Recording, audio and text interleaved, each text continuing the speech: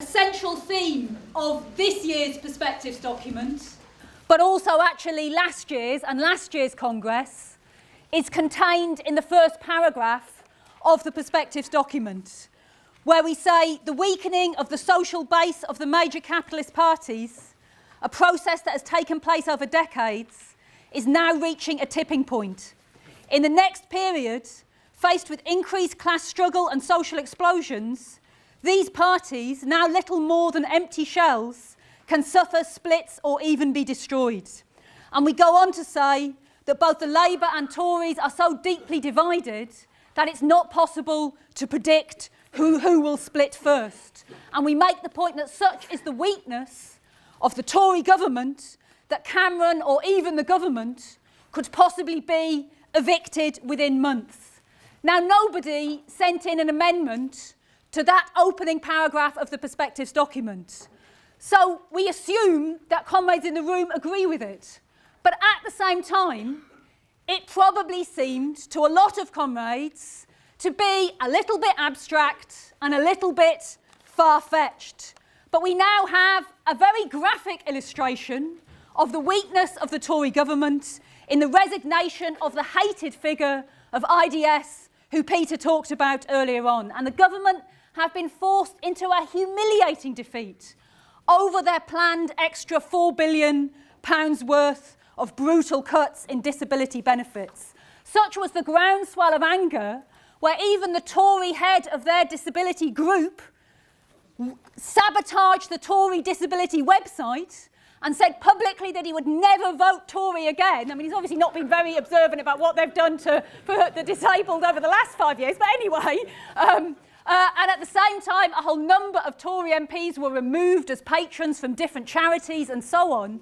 And you've had this undignified scrambling as they've desperately retreated from the policy and are trying to blame each other for having responsibility for it. And this reflects the splits in the Tory party over Europe, because it's absolutely clear IDS was going to be the fall guy. They would effectively blame him, and so he got his resignation in first in order to try and put the blame on Osborne. The fundamental reason is that the Tories can feel the ground shaking under their feet. Such is the unpopularity of the policies they are trying to implement. But of course, as was referred to in the last session, one consequence of this undignified retreat is it can give workers confidence and turn the ground shaking under their feet possibly into an earthquake if people see that they can fight back and they can defeat this government. And it's not the first retreat since the Tories have been elected. We saw, after all, a certain retreat on the issue of tax credits. More recently, the House of Lords voting down bits of the anti-trade union bill, mostly relating to funding of the Labour Party. But less well known than that, the current trade union certification officer has resigned in protest, saying that they are not willing to implement the trade union bill if it goes through, and they want somebody else to do that job. And it shows an understanding, at least from a section of the capitalist class, that the anti-trade union legislation that the Tories are introducing is going too far. Because while in the short term it's a nightmare for trade unionists, and already the attacks that are already taking place on facility time and so on, even prior to the new bill, are a nightmare for trade unionists. And there's no question that the anti-trade union laws implemented will be used by the trade union leaders to say we can't organise national strike action, there's nothing we can do, and so on. At the same time, over time, they will lead to a hardening of the trade union movement, of a more militant layer coming to the fore, and in the end to more militant struggle that can push that anti-trade union legislation aside. And there's no question, it's reflected in what's taking place in the Lords, where it's not just Labour Lords, but there's a whole layer of representatives of capitalism who are trying to curtail bits of what the government is doing because they fear the consequences. They fear that the brutal class war being carried out by the capitalist class, by the Tories, against the working class, at a certain stage will result in a revolt from below, and they will rue the day that they went, they went so far. So it gives a glimpse of the weakness of this government, the divisions in the capitalist class, and what could be achieved if the trade unions nationally were prepared collectively to lift their little fingers. But you have to say another striking factor of the period since the general election is the leadership of the TUC having an utter inability to do anything. It's a crisis of trade unionism, but it's not of trade unionism, it's a crisis of trade union leadership. Over the trade union bill, it's incredible. I mean, what have the TUC done? They organised one lobby of Parliament and they only booked 600 seats in a 2,000-seater hall. Such was their paucity of their ambition that they did not even think they could fill a rally of 2,000 people against the trade union bill. And so they've looked, they see the serious kind of struggle that is required in order to fight austerity and this government, and they've stepped back and they're not prepared to carry it out. And of course, given, not from every trade union, there are fighting trade unions and there have been victories for the RMT, the PCS and so on, but given the TUC leadership as a whole, its failure to fight, it's inevitable that there have been defeats for the working class. Since 2010, this week, we pass 1 million jobs being lost in the public sector. 660,000 of those lost from local government. In the North East, 21% of public sector jobs have gone. In the North West, 18% of public sector jobs have gone. It's a massacre, and of course, it's a massacre that is continuing. And so it is inevitable that there will be moods amongst sections of the working class that it doesn't seem possible to fight on a national level when they've had that raining down on them and no lead being given by the national trade union leaders. And it's not a coincidence that it's the junior doctors, not organised in a traditional TUC trade union, also traditionally coming from a more middle-class background, a certain professional confidence, not suffered the defeats in the past of some other sections of society, that it is them at the moment that are leading the struggle, that are in the forefront against the attacks of the government. It reflects a whole layer of young people who would have been seen as more middle class historically, but are now having their conditions battered, both in the public sector but in the private sector as well, and being driven down to the levels of the working class, but are also discovering that the only way that they can fight back is by using the methods of the working class and taking strike action. And it will be covered in the trade union session, but it's important that we do all we can to fight for solidarity with the junior doctors. But while the junior doctors are in the lead at the moment, we would make a serious mistake if we imagined that the mood that can appear to exist on the surface, that maybe it's not, people are not confident to fight, that cannot change extremely quickly. Because the severity of the attacks, a growing feeling that nothing's going to get better unless we fight, can actually lead to extremely explosive and determined struggles. We're beginning to see that at local council level with different strikes that are taking place. We could see it in the schools over the complete academisation of schools that has been announced. We've raised over a whole period of time the possibility of a new form of new unionism. That was the movement, the mass movement, at the end of the 19th century when workers who were not in the trade unions, who were less skilled, came out, got organised, went on strike, and out of that the general trade unions were formed. And we've raised the possibility of that amongst the young people today working in the service sector, in retail, in zero-hour contract jobs and so on.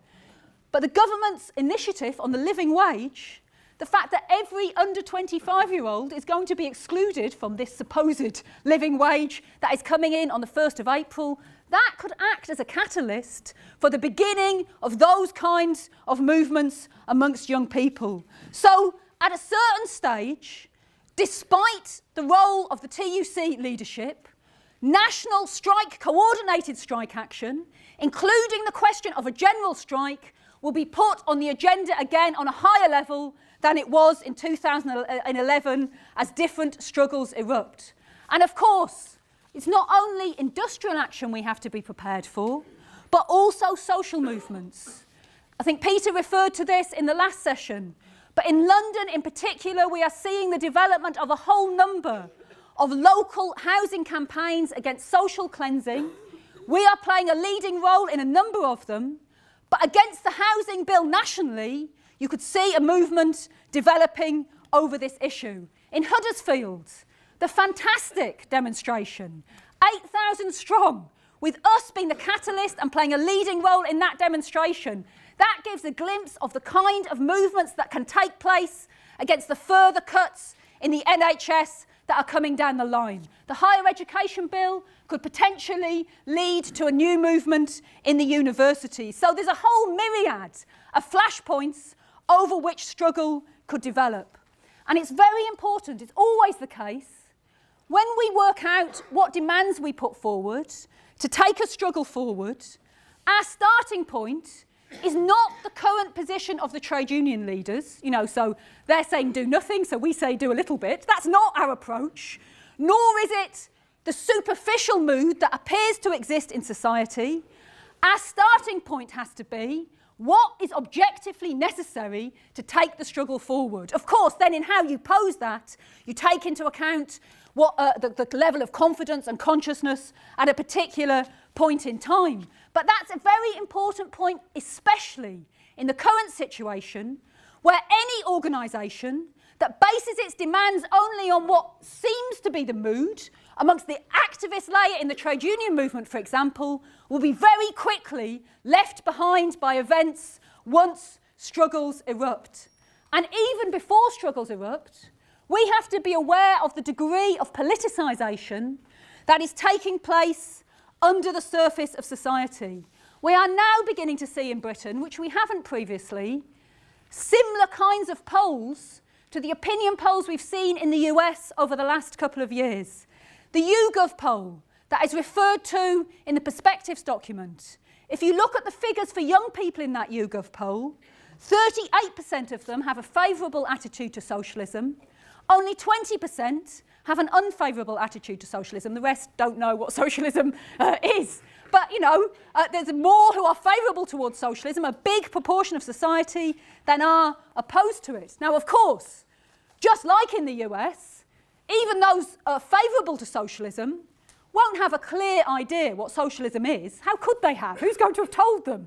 Unless they've come into contact with our organisation, what socialism is. But nonetheless, it reflects a deep-seated recognition that capitalism has failed, especially the younger generation, and the time has come to begin looking for an alternative. I'm not going to give loads of statistics. Comrades know the statistics about what is facing young people in Britain. The fact that still now today, a young couple are on average £900 a year worse off than they were in 2008. The fact that a quarter of young people can't afford to leave home, even for a rented room, because of the price of accommodation. But I just want to refer to one thing, which is this 5 million young people who are now working and being paid via online platforms like Uber and TaskRabbit. This is, talk about uses of new technology. This is using new technology to send the next generation back to the Victorian era. The dockers who led the new unionism struggle had to go and stand on the docks in this bit of London every morning and see if they could get work. Now people are sitting at home, looking at their mobile phone, waiting for their TaskRabbit to ring, asking for somebody to go and clean their house or do some childcare or whatever. That's 5 million people in Britain now who are employed via these apps. It's a degree of casualisation that we've not seen since the 1930s. So, even though we haven't seen a mass youth movement in Britain since the student movement in 2010, the reality of what young people are facing, what their future holds for them, means that there is a deep-seated alienation with the institutions of capitalism and a real searching for an alternative. And it shows that even when it's not visible on the surface, the basic Marxist concept that conditions determine consciousness ultimately applies. It's not in a mechanical way. It's a very important point that Peter made in the last session, which also applies to Britain, where in 2008, when the world economic crisis first hit, we thought there would be a quicker development of a mass socialist consciousness than has been seen in Britain over the last 6 years. And the legacy of the period before, the legacy of the collapse of Stalinism, the pushing back of workers' organisation and socialist consciousness, that has meant that legacy has lingered on into the new period and means that we've seen the development of massive anger at austerity, an increasing questioning of the capitalist system, but not yet the development of mass socialist consciousness. But we have to be prepared for much bigger leaps forward in consciousness than what we've seen so far. It's already beginning, as the opinion poll that I've referred to makes clear. But there are different factors that can be a catalyst for a leap forward in consciousness. It can be, actually, a certain recovery in the economy. That, as we've pointed out in the US, has been a factor there. That the economy has recovered a little bit, but workers' living standards have not got better, but employment has gone up, and there's been more confidence to fight over the issue of $15 an hour. But that is not likely to be the catalyst on a global scale, and certainly in Britain. The new phase of the crisis of capitalism globally is bound to affect British capitalism in particular. Let's remember that just 3 months ago, Osborne was showing off about how Britain was one of the global economic success stories. It was marvellous, we're doing so well, etc., etc. And now he is once again having to blame the global economy for dragging the British economy down according to his version of events. He's just discovered that the economy is £18 billion smaller than he thought it was. I mean, 18 billion quid. Imagine the austerity you could not have carried out if you'd found that money a bit earlier. But of course, the reality of the endless, inglorious decline of British capitalism means it is particularly vulnerable to the world economic crisis. I'm not going to spend a lot of time on the economy. I think there are agreement on these points. But Britain has the biggest current account deficit in peacetime since 1830. It is an extremely weak economy. All Osborne's talk of investment in infrastructure, in fact, public spending on infrastructure last year was half what it was in 2010. They're putting hardly anything into the development of infrastructure, and instead, Britain's economy, as far as there has been growth, has been fueled by huge quantitative easing, pumped into the financial system, which has led to a reflating of old bubbles and the creation of new ones. But it's done nothing to alter the structural weakness of British capitalism. From 1971 to 2007, then the average growth of productivity in Britain was 2.2% a year. That, in turn, was much lower than the productivity growth that took place in the post-war upswing. But from 2007 to today, productivity growth has been virtually non-existent. It's 0.3% a year that has taken place on average over that time. And as we say in the document, already the growing crisis in the world economy has had an effect on Britain. Look at the steel industry and the disaster that has developed there. Look at what's taken place with oil workers being laid off, which obviously particularly affects Scotland. But we have to be prepared with a bursting of one or more of the bubbles of the possibility of a new financial crisis, triggering a further turn down in the real economy, so to speak, and a new phase of the crisis in Britain. And that would have major effects on consciousness. There are still significant layers, particularly of the middle class, but also sections of the working class, who hope against hope that this crisis is temporary. It's not true amongst young people in the same way who've grown up in the crisis, but an older generation who think that maybe things are going to go back to how they were before. A new crisis would shatter those illusions, and it could also potentially shatter the Tory party. Let's remember the votes, and there's few enough of them, that this Tory party has got has been on the basis that they're the economically sensible ones, and the financial crisis was all the responsibility of a Labour government. A new crisis under their watch would be devastating for them. but also amongst the more militant and thinking sections of the working class and young people, already angry against austerity, thinking that capitalism maybe doesn't work. It can lead to the development of a broad socialist consciousness and conclusions about the need for revolutionary change to win a democratic socialist society. And the ground for that has been prepared by the widespread anger and alienation that already exists. Now, the contradictions that exist globally, but also in Britain, make perspectives in some ways quite difficult. There's huge contradictions between the anger of the working class, but still at the moment, the absence of a mass party through which they can express that anger, or a means of expressing that anger. On the other hand, the increased inability of the capitalist class to rule and to find reliable parties through which they can rule. That means that it's a very unstable and volatile political situation. And we can predict with certainty that the working class will find means to express their anger, and we can say that that will have devastating consequences for the capitalist parties, but it's not so easy to work out the hows and the whens of in what way that will take place. At last year's Congress, we did predict after the general election the rapid development of new parties. We did not predict that the outline of such a party would come into being within the shell of the Labour Party.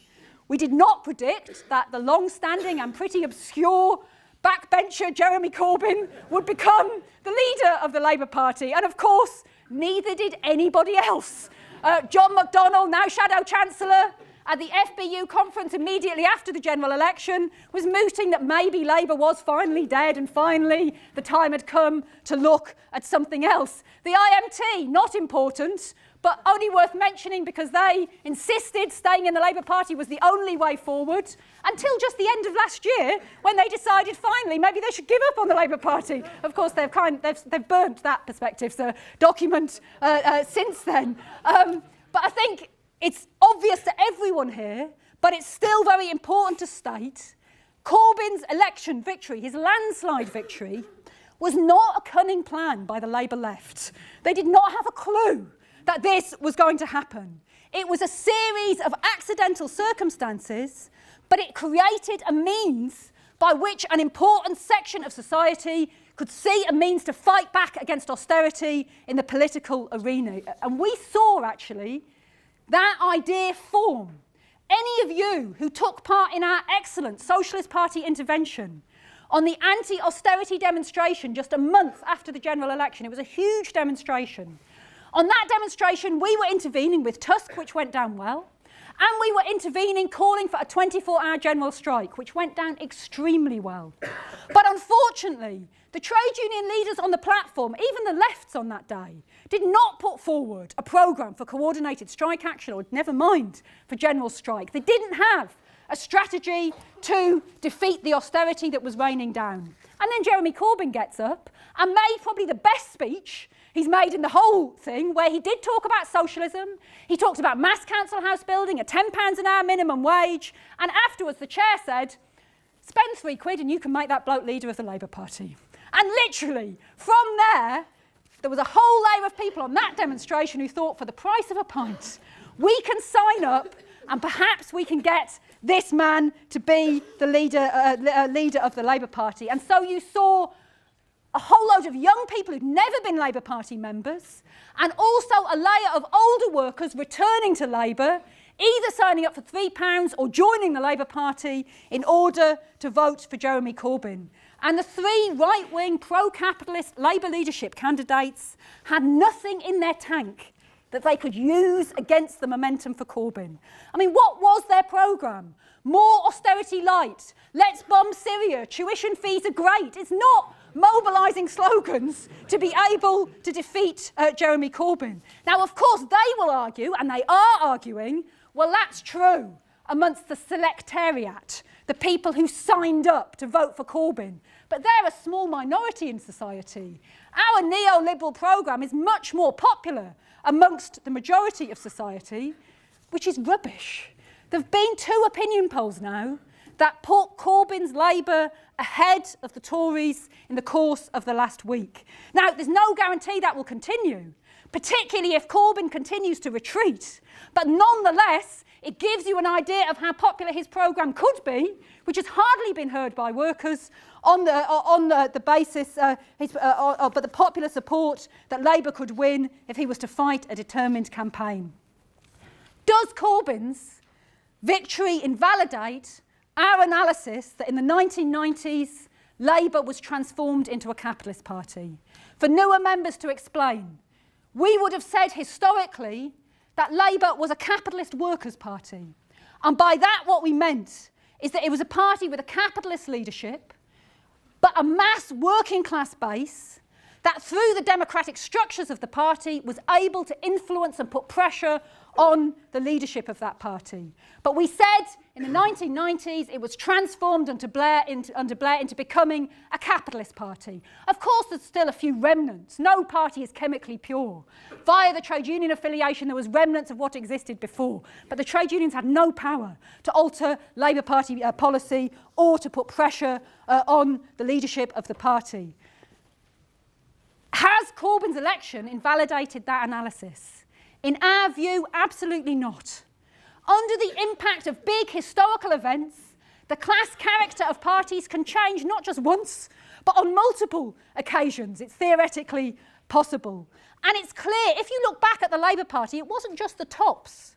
It was the active membership of the Labour Party in the Blairite era. In 2004, they voted to continue, overwhelmingly, the Labour Party conference, to continue the occupation of Iraq.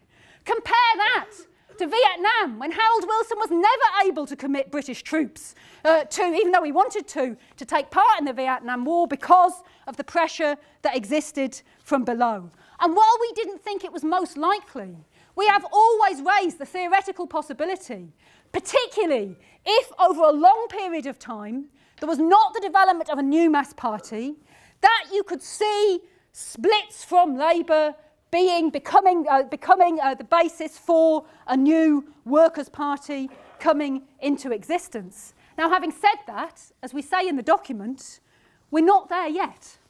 It will be premature to describe Labour now as once again being a capitalist workers' party. It is more accurate to describe it as two parties, a capitalist party and a potential workers' party in the process of formation within the shell of one party. Now, comrades have raised, well, surely in one sense, any capitalist workers' party is two parties within one shell. And there's a grain of truth in that.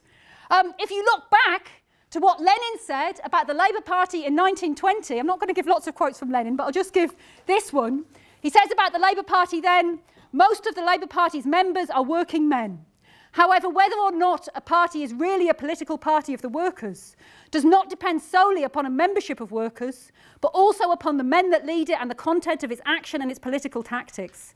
Regarded from this, the only correct point of view, the Labour Party is a thoroughly bourgeois party because it is made up of workers but led by reactionaries. So that's how he described, that's clearly two parties, if you like, within one at that point in time. By the way, he said that in a speech where he was arguing in favour of the new British Communist Party, fighting for affiliation to the Labour Party at that point in time. And he went on to say, Labour is a highly original type of party. It's made up of members of all trade unions and therefore has a membership of about 4 million and allows sufficient freedom to all affiliated political parties, which means that the Labour Party has the British Socialist Party in its ranks, which was part of the precursor to the Communist Party, and it permits it to have its own press organs, and which members of the self-same Labour Party can freely and openly declare that their party leaders are social traitors. Well, he was arguing at that point that by affiliating, the Communist Party would be able to reach some of those 4 million, and that the freedom, the federal character of the Labour Party meant that they would have complete freedom in order to do that. Now, clearly, we now have Corbyn at the top of the Labour Party, but the structure of the Labour Party is still what existed under Blair, worse than under Blair, because it's got worse since then, in being completely undemocratic, of not giving the affiliated trade unions a voice, never mind parties like ourselves being able to affiliate and accuse whoever of being social traitors. But it's also true that Labour today is not comparable to a capitalist workers' party in the past, particularly in the post-war upswing, where the leadership of the Labour Party were able to give certain reforms because of the growth of capitalism and the strength of the working class at that point in time, but in general, where the capitalist tops of the Labour Party were reliant on the working class membership for their careers, if you like, and therefore were susceptible to pressure from them. And now we have something very different. The capitalist elements of the leadership of the Labour Party, which of course are a big majority of the Parliamentary Labour Party, far from being reliant on the new anti-austerity layer that have come in, are desperate to drive them out of the Labour Party, are reacting with horror to what has sprung up under their feet. This was an unnamed shadow cabinet minister talking in the Sunday Times and the Financial Times over the weekend and at the start of this week. And he's talking about their plans for their first attempt to get rid of Corbyn, which they're considering after the European referendum. He says, "You keep shooting until he is dead. If he got on the ballot paper and won, we would just have to go at him again and again and just keep going until he loses." You couldn't get a much clearer illustration that there is a civil war taking place in the Labour Party. Now, again, I know some comrades have queried that because it seems like things are quite peaceable at local level. Nobody's really standing up to councillors who are implementing cuts at local level in many areas and so on. But it is an absolutely accurate description to describe it as a civil war because the right wing and behind them the capitalist class see it as of primary importance to get rid of Corbyn and to drive the anti-austerity party that has started to form out of their ranks. Now, it's very difficult to work out when and if they will be able to succeed or in what form they will be able to succeed in that. They can go for their first attempt after the EU referendum, so relatively quickly, but they know, which is reflected in that quote, that they're not guaranteed to succeed because of the popular base that Corbyn still has. And so you could see a continuation of the kind of deadlock at the top where they're not confident to move to get rid of Corbyn for a period of time. But what you're not going to see is peace. That deadlock will be a continuation of civil war with a desperation to get rid of Corbyn as soon as they are able to do so. Now, I'm going to go on to make some more points on perspectives. But I just want to make what we think from the EC is the most important point on this question of Corbyn and what we do.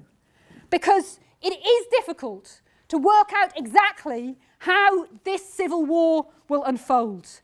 But our primary role in this situation, as we say in the document quoting Trotsky, is not speculation, but a strategy for action. What our job is at every stage to oppose the right, to back Corbyn when he puts forward positive demands, but to push him further to the left and be unafraid to criticise when he retreats. And to recognise that the battle taking place in the Labour Party is not only in the Labour Party. It is also taking place outside of the Labour Party. And actually, the role that we can play outside of the Labour Party is critical. It doesn't mean that we ignore what's taking place inside the Labour Party. We do intervene in that process, but we also recognise that the role that we play as an independent organisation in the class struggle fighting against austerity will have the biggest, the most important effect on events that take place inside the Labour Party and the future of Jeremy Corbyn. I just want to give a small example of this, which relates to the Unite Executive. Because comrades will know, it's referred to in the Perspectives document, that the Local Government Unite National Committee unanimously passed our motion calling for councils to set no-cuts budgets. Now, the leadership of Unite had not been sympathetic towards that motion, but it was then unanimously put through their Local Government National Committee, and so they took a bit of a different approach when it came to the National Executive. It wasn't voted for, it was left on the table, but they said, we support this, we think it's good, we just need to check the law a bit more. It was kind of flanneling, really. And of course, we won't let them away with that and we'll go back. But they were forced to say, in order to show they were taking it seriously, that the Unite rep on the Labour Party NEC had raised the issue in the Labour Party NEC meeting taking place, I think, that day or the day before. In other words, our work outside of the Labour Party has resulted in the Labour Party NEC being forced to at least discuss the question of setting no-cuts budgets far more than anything that other forces on the left who are inside the Labour Party have been able to achieve. Now, of course, it is infuriating that, infuriating is a very mild word, it is very, very infuriating that the civil war that's taking place is a bit one-sided. I mean, the right are saying we'll shoot him till he's dead, and then the attitude, unfortunately, on the majority of the occasions of the Labour left to the attacks raining down on them is to retreat and attempt to compromise. And I'm not going to give the whole list. I mean, John McDonnell said a few years ago that his heroes were Lenin and Trotsky. But what he said on Labour's financial plans, it's Gordon Brown and Ed Balls. I'm sorry, it's not. It's a very long way indeed from Lenin and Trotsky. Praising Joe Anderson, the mayor of Liverpool, which I'm sure comrades will comment on in the discussion. Dropping the question of deselection. Trying to limit momentum to organising canvassing. I've just had an email, because I'm on the Momentum email list, probably everyone in London's had it, inviting me to take part in canvassing for Jez We Khan, for Khan, the candidate for the... and to go and hear Owen Jones at a social. I mean, honestly, an attractive option it isn't. This is Sadiq Khan, is a man who attacks Corbyn at every turn, who wants more billionaires to come to London, and yet Momentum are spending their time entirely, uncritically, organising for him. It's very significant. Tom Watson, the deputy leader of the Labour Party, he initially responded to Momentum by calling it a rabble, and it couldn't be trusted, and it could be the militant tendency. Now he's saying, actually, John Landsman's put his stamp on it, and I think maybe it's okay after all. That represents, unfortunately, the trajectory that Momentum has taken. Now, there can be exceptions at local level, where Momentum continues to play a good role, has big meetings, 325, I think, in the East Midlands a couple of weeks ago at a regional meeting. But we have to say, Momentum is absolutely not playing the role of harnessing the anti-austerity movement inside and outside Labour as it was initially set up to do. And if it continues down its current road, it is most likely to become a completely empty shell, because the young people who support Corbyn will not be interested in attending canvassing sessions for Jez We Khan. Now, no matter how far Corbyn or McDonnell retreat, that will not satisfy the Labour right. I think we have to be clear on that. Because the fear of the capitalist classes that a Corbyn-led Labour Party could come to power against the background of a new economic crisis, and that will awaken the appetites of the working class. So no amount of retreat will make him a candidate who they consider a safe pair of hands. But of course, there is a real danger that the continued retreats over time disillusion the same people who put Corbyn into power, and therefore make it possible for the right to successfully overthrow him. But even if that was to take place, and there was not an immediate split to a new left party, because Corbyn said, oh, we've got to stay in Labour and so on, even on that scenario, there is no way things will go back to how they were before. There would be hundreds of thousands, even millions of people who have seen that anti-austerity ideas are popular, will consider the Labour right guilty for doing in Corbyn, and will see the need for a new party. And Tusk would have an absolutely critical role to play in that situation. But that scenario, which I've outlined, is very far from certain as to what will take place. The right act too quickly, then they can infuse a whole layer who will come in and fight on behalf of Corbyn. It's a general trend across Europe, it's not just in Britain, and it's shown above all by the betrayal of Syriza, that this first wave of reformism, you can't really call Corbynism objectively left reformism.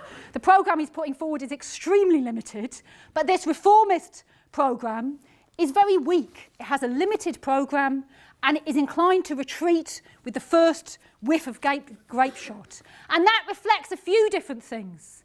It reflects the fact that, objectively, reformism, winning gains from the working class on the basis of capitalism, is utterly utopian in this historical period. But it also reflects that this first wave of people voting for reformists or mobilising in support of reformists is quite incoherent. It's often a more middle-class layer. It's not the heavy battalions of the working class. And it is not yet putting sufficient pressure on Corbyn and co from below to force them to go further. But that will not necessarily remain the case. The mass of the working class will not go from passivity or from not acting to drawing revolutionary conclusions. Thousands, tens of thousands, in some circumstances hundreds of thousands can, but not the millions. Most will go through the school of reformism, of trying to gradually improve things without a fundamental change in society, and therefore can look towards Corbynism or similar movements and then put pressure on them to go further. So it can't be. We will see at a certain stage a very unstable, because of the lack of objective base for it, but a more radical, a redder form of reformism, a more left form of reformism, and it's not ruled out that under pressure Corbyn can be forced further in that direction, particularly under the pressure of mass struggle. And in that situation, the possibility of the right wing splitting away because they conclude they cannot win back the Labour Party, and the time has come, like the SDP did, to try and make sure that Labour doesn't win the next election by splitting, then that can take place at a certain stage. Now, one of the arguments of the leaders of Momentum is that would be a disaster, because that would mean that Labour would be out of power forever. That's their facile and utterly superficial argument. But let's be clear here for our Congress. The strength of a party is not simply or primarily the number of MPs it's got, or even the percentage of support it gets in opinion polls, but the role it's able to play in a class struggle. And let's imagine that the right wing of the Parliamentary Labour Party did split away, and you were left with, who knows, 20 MPs supporting a Corbyn-led Labour Party. If those MPs were fighting for nationalisation of the steel industry, wouldn't that give workers in the steel industry the confidence to occupy? If they were fighting for a £10 an hour minimum wage, couldn't that have the effect that Sharma was able to have across Britain in the battle over a minimum wage? If they were demanding that Labour Council stood up and fought the cuts, couldn't that lead to a mass movement against the cuts? And so actually, objectively, that party, if the right were to split away, or if at a certain stage Corbyn was to split away, would have a much bigger role in the class struggle than the current incoherent two parties within one that exists. And of course, if you had 20 MPs in Parliament on the left putting the case for leaving the EU, not on a nationalist basis, but on the basis that Corbyn's programme of nationalising the railways, even his very moderate version of nationalising the railways, would be illegal under EU law, and therefore we're better off out of the EU. By the way, we don't accept the argument that you've got to obey bits of EU paper. A left government could just do it. But nonetheless, it is illegal under EU law, so why have that extra obstacle? If there was a left Labour MPs arguing that case, it would transform the character of the EU referendum campaign that is currently developing. It would increase dramatically the possibility of the Leave campaign winning the referendum, of that leading to the fall of Cameron, and the capitalist class even being unable to prevent a Jeremy Corbyn-led Labour Party coming to power in that situation. Now, it's not going to unfold in this way, and there'll be more time on the EU in the session on Monday, because Hilary Benn's first attempt to push Corbyn back on foreign policy wasn't on Syria.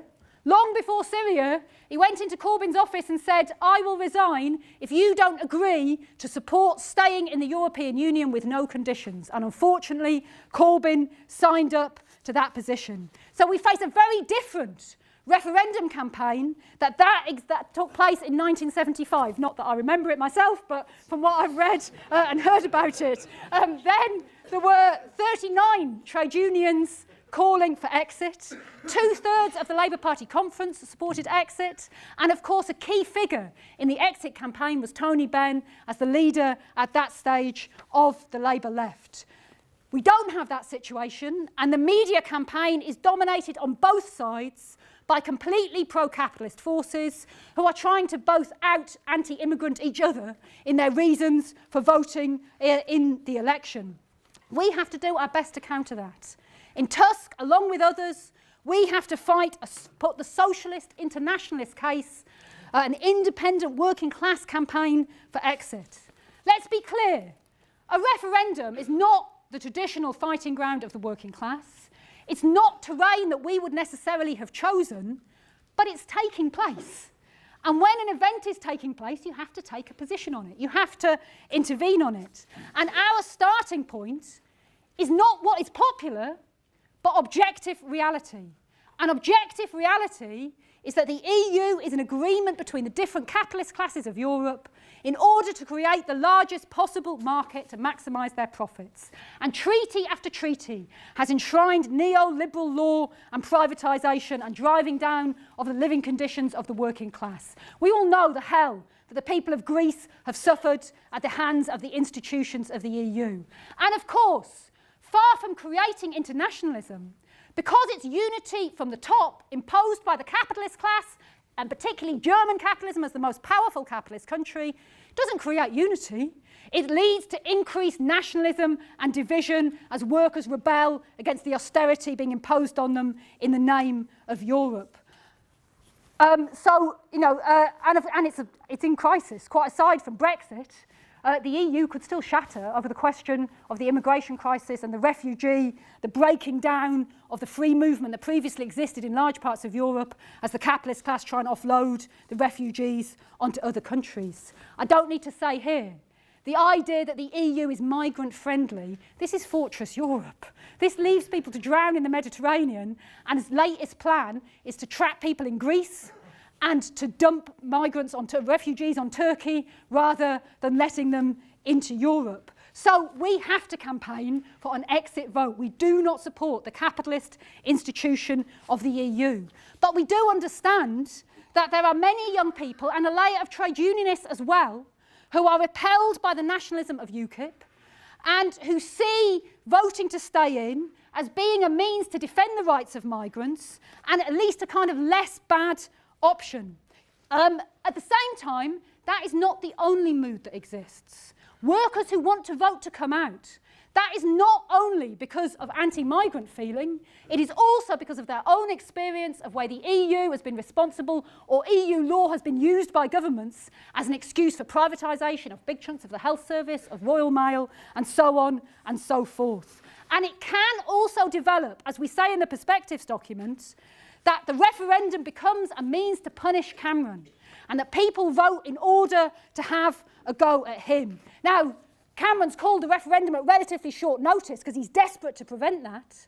And unfortunately, Corbyn and co are largely silent, and the official Labour vote to stay in campaign is doing everything they can to rescue Cameron. Alan Johnson even said it in a TV interview that he wanted to make sure that Cameron was not overthrown as a result of the referendum. But despite that, it can still happen that that kind of mood develops, as it did in Scotland, that this is a means to punish Cameron and therefore a layer will vote for exit.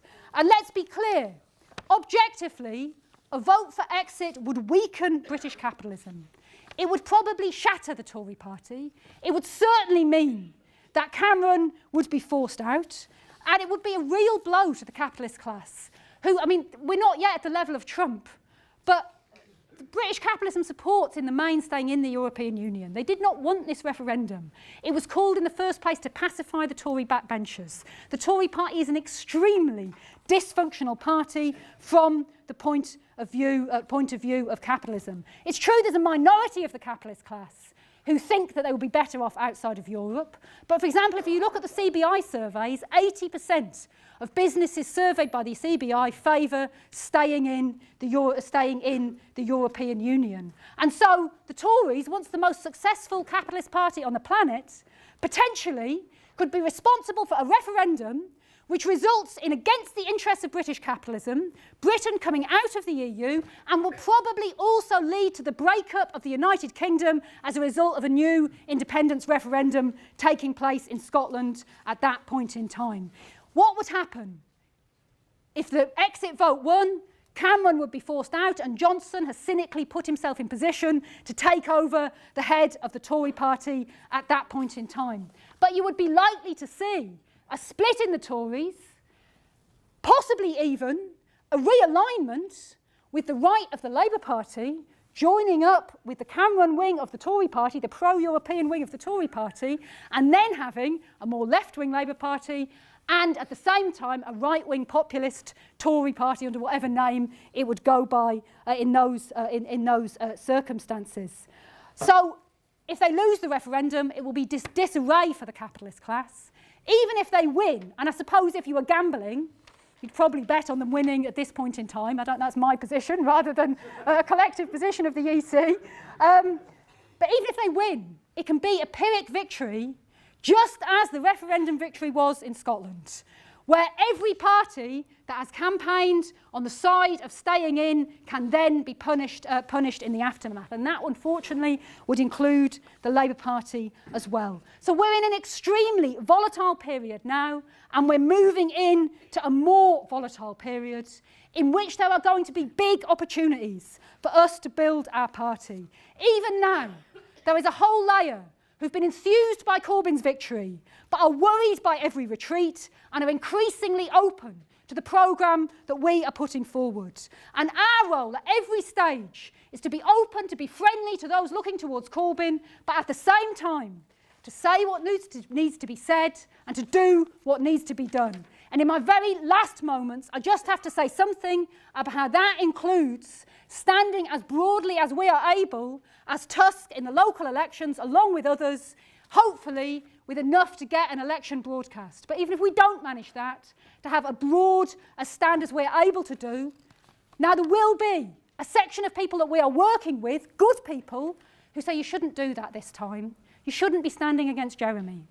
But our answer has to be, Jeremy's not standing in these elections. It's not him. And where councillors are standing who oppose the cuts, then we will fully support those councillors where they oppose them in word and in deed. But where councillors are evicting social housing tenants, cutting more jobs on top of the 660,000 they've already cut in the course of the last 5 years, at the same time, as the Gloucestershire Amendment points out, sitting on £22.5 billion worth of reserves, which they could use to set no-cuts budgets, then we are absolutely in favour of standing against those councillors on an anti-austerity basis, just as we're in favour of workers going on strike against them. And while there will be some who don't agree with what we're doing now, on the basis of events, they will come to see the correctness in general, the good people of our attitude on this issue. And there will be others that do agree. There is a comparison with the situation that existed in the 1920s with the Communist Party. So in 1927, there was a left-wing movement conference organised of representing 150,000 Labour Party members, which was demanding that the Communist Party members should be allowed to join the Labour Party. The Communist Party was standing in elections against Labour at that point in time. But the attitude of those workers was, by doing that, they're helping to strengthen the left. They're strengthening us in the Labour Party. We support them doing that, and we will also fight for their rights to be part of the Labour Party. In the same way as the best workers would support what we're saying, that the Labour Party should be a genuinely federal party, bringing together all anti-austerity forces to which the Socialist Party and Tusk, for that matter, could affiliate. So there are big sections who already agree with that programme that we are putting forward. But to conclude, I think we are entering the most exciting period in our history. We have been through years now where there's been growing anger at austerity, growing anger at the nature of capitalism, and we have been able to grow on the basis of ones or twos, inching ahead. But at the same time, workers have not entered struggle decisively. Now we're seeing, in an odd way, with Corbyn, workers beginning to look for a political outlet, a political way of organising, and as they are doing that, learning through bitter experience about what is necessary to change society. So both in terms of new struggles, industrial struggles, but also politically, the working class are beginning to learn lessons. And there are going to be opportunities for us to play a leading role in the struggles that will develop, whether it's on housing or the minimum wage or other issues, but also for us to win not just ones or twos, but thousands, tens of thousands, and at a certain point, hundreds of thousands, to the ideas of democratic socialism and the need for a revolutionary party to fight for a fundamental change in society.